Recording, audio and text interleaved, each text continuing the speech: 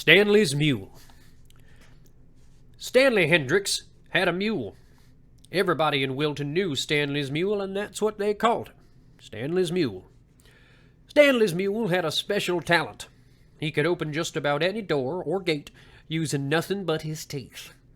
This is a story, mostly true, about one particular time when Stanley's Mule opened one door too many. Wilton, Arkansas in 1948 was a thriving, bustling megaplex consisting of 2 dry goods stores, 3 gas stations, and several homes scattered about on either side of the Ashdown Highway. It was in this easygoing, know-all-your-neighbors kind of atmosphere that our hero, we'll call him Mule, was making his rounds. He must have been having himself a good old stroll that fateful day when he chanced to pass by the Harris place. Mule was content to maintain a steady pace, clopping around with no care or consideration of anything around him. Then, like a clap of thunder, Mule was startled as the scent of corn suddenly wafted across his nose. His nostrils flared to suck in more of the scent, and Mule stopped dead in his tracks. Corn, dried corn, chops, chicken feed. If Purina had a mule chow, this would be it. Mule turned his eager snout towards the rear of Florine Harris's house. There was corn back there, and it was going to be his. Like a lady leaping across a puddle, Mule stepped delicately across the small ditch at the edge of the road and meandered with growing purpose in the general direction of the corn scent.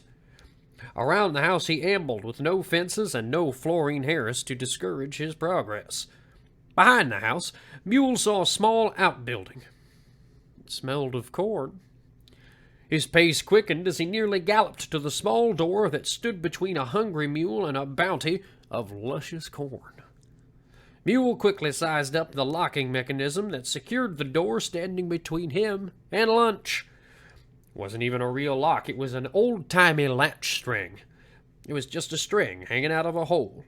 A tug on the string would lift a small bar from its cradle and allow the door to open.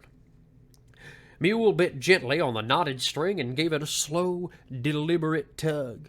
Swing. The door opened up, and inside was a storehouse of golden illicit booty. Mule went right to the business of burglary, having already put breaking and entering behind him. Well, here's the scene. Stanley's Mule is munching away at the corn that Florine Harris had every right to expect would last through a season of chicken feeding. Florine was in her house when she heard something unusual in the back.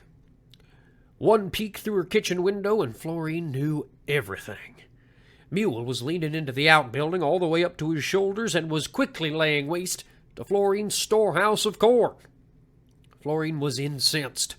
She had to take immediate and swift action. She crept quietly to the back door and grabbed a mop handle leaning there as she exited. She needn't have worried about stealth. Mule's attention was completely focused on the corn. Florine approached the mule from behind. With gritted teeth, she rammed Mule repeatedly with the rounded end of the long red mop handle. He was so intent on sucking up as much corn as possible that he barely acknowledged her presence with a swish of his tail. While what happened next really did happen, how it happened is not readily apparent. Maybe Florine was sweating, and her vision was impaired.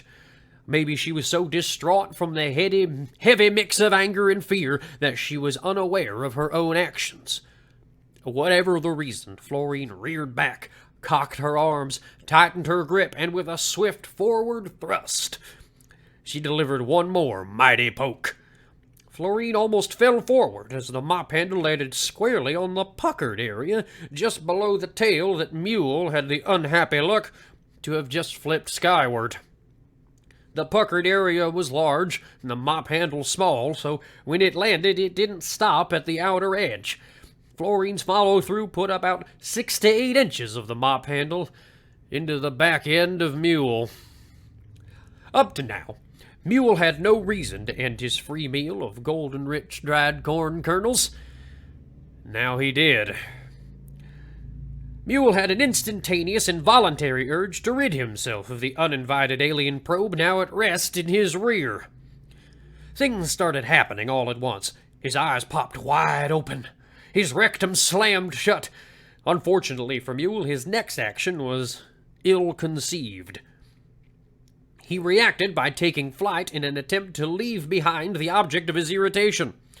He discovered, with some discomfort, that each time his rear hooves hit the ground, the embedded object made its presence known by introducing a sharp pain at point of contact. Mule was thus painfully encumbered as he reached the road out front and began his hasty retreat away from the Harris abode. He wanted to run, but was unable to accelerate due to the speed-retardant nature of the device now waving up and down from his rear. My mother told others later that she was on her front porch sweeping an evening's worth of kid dust away when she heard the commotion up the road. She looked up the road and immediately recognized Mule as he approached, stutter-stepping down the road by our house. She said he was not quite running, but then not quite walking his normal gait either. He was acting a little strange, she noted, and she was about to go back inside to see to the safety of us kids when she thought she saw Florine Harris in hot pursuit of the mule. Overcome by curiosity, Mom decided to stay her ground and see what developed from this increasingly interesting picture before her. Mule was not known for vocalization, and Mom was surprised to hear the animal almost move to human speech as he passed our house. She said Mule was uttering a mournful, guttural noise that sounded a whole lot like when Grandpa Ethy tried to clear his throat in the morning.